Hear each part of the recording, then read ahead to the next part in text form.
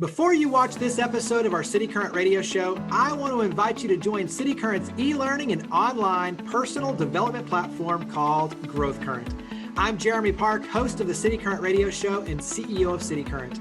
GrowthCurrent is your exclusive ticket to attend virtual events with global thought leaders, national guest speakers, and experts who can help you grow personally and professionally. It gives you access to success secrets, lessons learned, learning modules, and so much more. Being online, you can join us from anywhere in the world. Subscriptions are only $8 a month, or you can do bulk subscriptions for your team. Check out growthcurrent.com to learn more and to join us in our efforts to power the good. And now, on to the show. Welcome back to the cityCURRENT radio show. I'm your host, Jeremy Park. We're honored to be with our next guest, Jenny Galligan. She's the Senior Development and Marketing Manager with Junior Achievement of Middle Tennessee. And so Junior Achievement of Middle Tennessee. Actually, let's start with Jenny. How are you doing? I'm doing well. How are you doing? Doing well. So now let's get into Junior Achievement of Middle Tennessee. Give us a little bit of a history lesson for Junior Achievement of Middle Tennessee. Yeah, so we are an affiliate of Junior Achievement USA. We have been in the Middle Tennessee area since 1957. We have programs for kindergarten through 12th graders all around our three pillars, which are entrepreneurship, work and career readiness, and financial literacy. But that being said, we are really all about giving kids hope and confidence for the future, setting them up for success, and teaching them the importance of education and how that's going to enhance and change their lives for the better. Let's talk about what programming would look like in a normal world, because you do so much and you team up with schools and educators and you have volunteers and corporations and there's J BizTown. There's a lot to talk about. So let's talk about what it would look like in a normal year. And then we'll talk about obviously everything you're doing right now, given COVID-19 and the pandemic. So describe the kind of a typical calendar year, if you will. Absolutely. So we are obviously on the academic calendar year in terms of our fiscal year. We have volunteers go into the classroom to teach our programs, and those are our kit-based and technologically based programs that a volunteer will get a kit of materials. They will go into the classroom and either teach 5 to 6 lessons back to back, or they'll go in once a week for 5 to 6 weeks, depending on the grade level. And that is usually our biggest reach. That usually reaches about 25,000 students per year.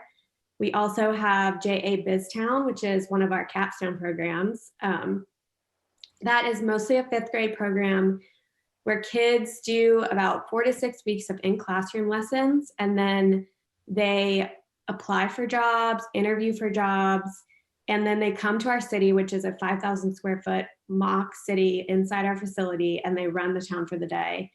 They vote in a mayor, get 2 paychecks for whatever their job is.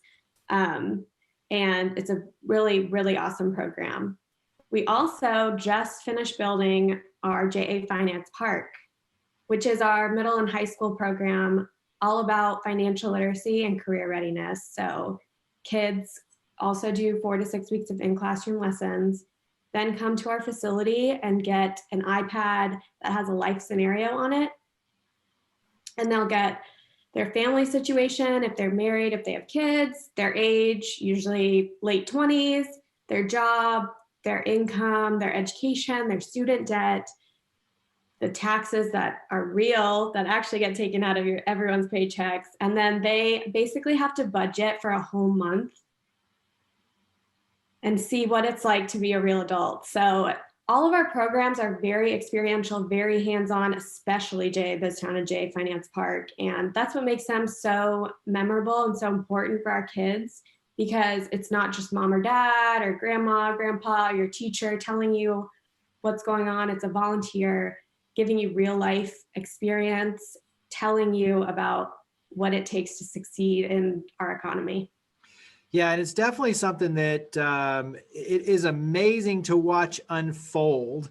And as a volunteer, it's a tremendous opportunity. And so I highly encourage anyone to be a volunteer and to see it in action. It's extremely rewarding. But to your point, it's real life. I mean, they are having to have a job, take out taxes, and realize like, wait, what? And then they get to go and, yeah. and you've got all these amazing experiences, but it is based on real life. And when you look at the scenario of learning, but putting them in and immersing them with situations like you're talking about, it really does give them a different outlook, and it teaches them in many cases, they're able to take what they're learning there and bring it back to their family. And I think, especially when you talk about banking and accounting and budget setting and some of those, it starts a dialogue at an early age with the parents, and especially for some of the kids who, you know, are children who their parents have not been exposed to banking. It's a tremendous opportunity to open up a lot of new conversations that are powerful and transformative for the whole family. Absolutely. I mean, we have so many, especially in Davidson County and our surrounding area, we have so many immigrant families, families that might not know the importance of putting your money in a bank, just fundamental things that you and I probably take for granted, but that students can teach up to their parents is huge. Yep.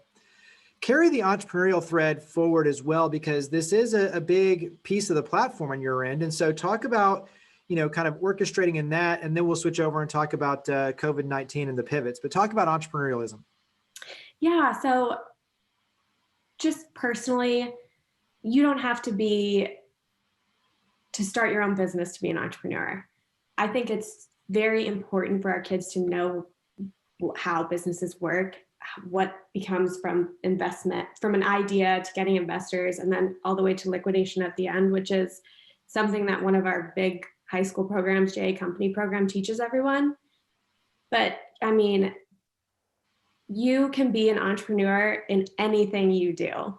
So that creativity, critical thinking, and ingenuity that entrepreneurs have, everyone can be like that. Everyone has opportunities and everyone has ideas, and just really getting kids the confidence to be able to share their ideas and share new things is, I think, huge for literally everyone, babies to adults.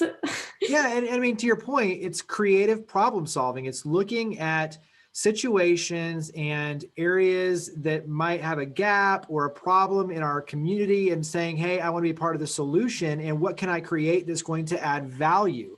And so I agree. I mean, teaching once again at an early age, the power of entrepreneurialism, of budgeting, all these things that you do, it really is important. Talk about now, obviously, the pivots with technology, virtual learning. You are in the middle of this as well, but you're helping. So talk about how you're powering the good virtually with everything you're doing with Junior Achievement in Middle Tennessee. Absolutely. So it was March last year, as we all know. Well, March this year. I'm thinking in terms of the academic year, which I usually do. March, we were set up to reach so many students, like thousands of students. And though that March through May timeframe is actually our biggest reach in terms of students. So when that hit, we were, like everyone else, hopeful that this was okay. We're going to close to the end of April. Hopefully we can pick back up in May. We'll see what happens. But like everyone else, we've had to pivot and be as entrepreneurial as we possibly can. So all of our programs are now virtual programs. A couple of them, like our capstone programs, usually have a fee associated with them. But this year we are scholarshiping those. Any one of our K through 12 programs are free and online for teachers, parents, and students to access literally at any time. So if you go to our website, janash.com, you can find all those. We want to make sure that we are still reaching students, especially where they are, whether that's like this virtual video, whether that's just through teacher, even though our programs are usually volunteer led, whether that's with teacher and volunteer working together, whatever it is, we want to make sure that we're still getting these important programs in front of our kids. You make it really easy too, because as soon as you go to your website, it pops right up and you've got the splash. So you're making it very, very easy. And I love the fact, like you said, hey, we're going to do whatever it takes to give this information and to make it accessible for everyone.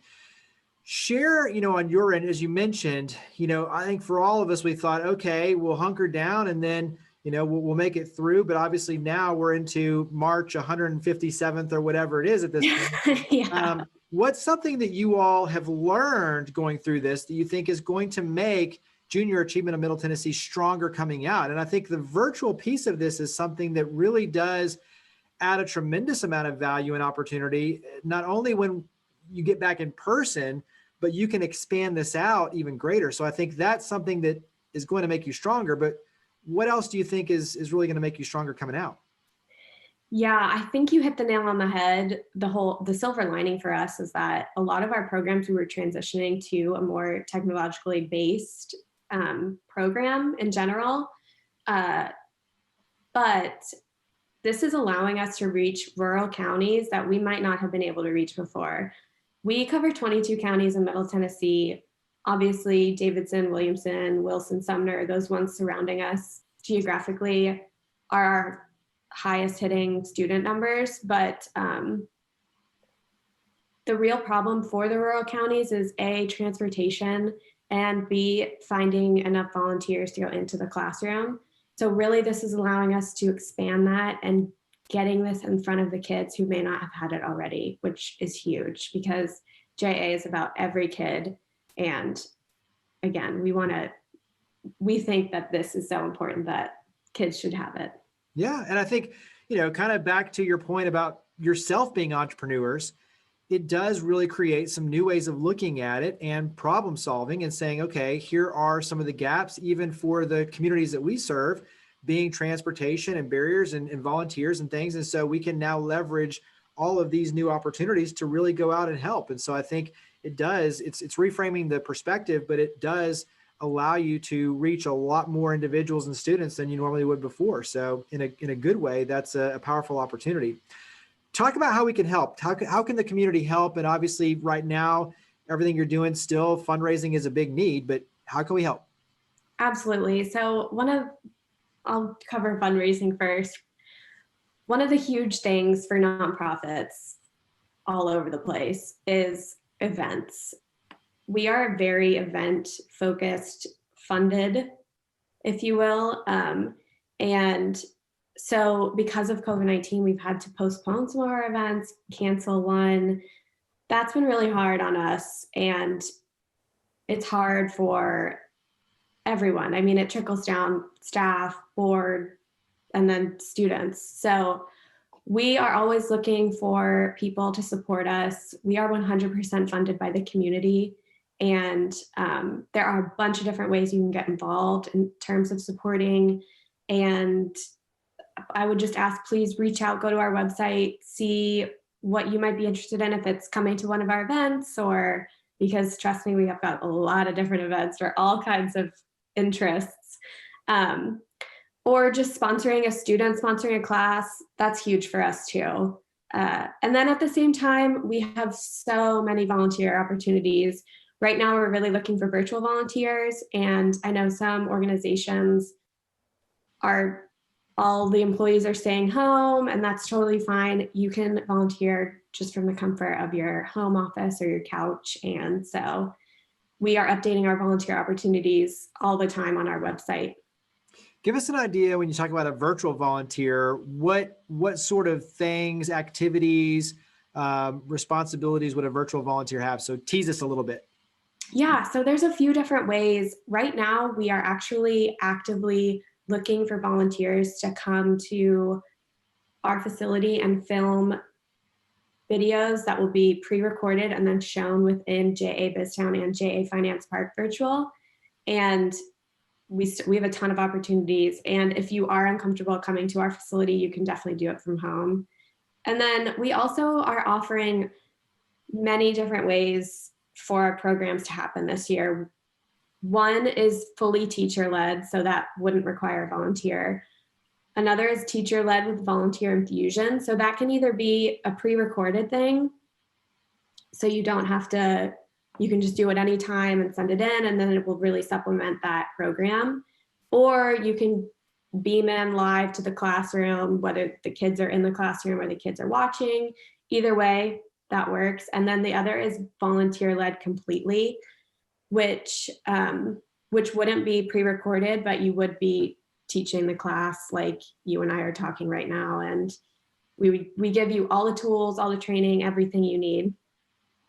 And my first week at JA, I had to teach a first grade class, and I am not a teacher, but I did it and it was really fun. Yeah, and I think, it's to your point, once again, you leverage technology, you become an entrepreneur, you make it easy. At the same time, though, it is extremely rewarding because you get to see the impact that you can have. And obviously you offer the training, but I mean, back to your point, you've got so many ways you can plug in, and whether that's being a creative and using your talent to put together a module and be a volunteer in that way, or leading a class or supplementing a class, like there's so many cool ways that you can engage, and you get to see, even if it's on screen, the impact that you're having. You get to see the little light bulb go off above someone's head, and that's a magical experience. Absolutely. Talk about website, social media, phone number. Where do we go to learn more and to raise our hand to be involved? Absolutely. So our website is www.janash.com, and links to anything you could ever want: Facebook, Twitter, LinkedIn, Instagram, donate, volunteer, whatever it may be, email, subscribe. But our Facebook is Junior Achievement of Middle Tennessee, facebook.com/JA of Mid-TN. And then our Instagram and Twitter are JA of Mid-TN, both the same thing. Follow us, like us, share. We love your engagement, and we just really appreciate the awareness that you all are bringing to us, and just being a part of the community is huge. So thank you. Well, Jenny, thank you for all you and your team do. Greatly appreciate it. Thank you for coming on the show. Thank you.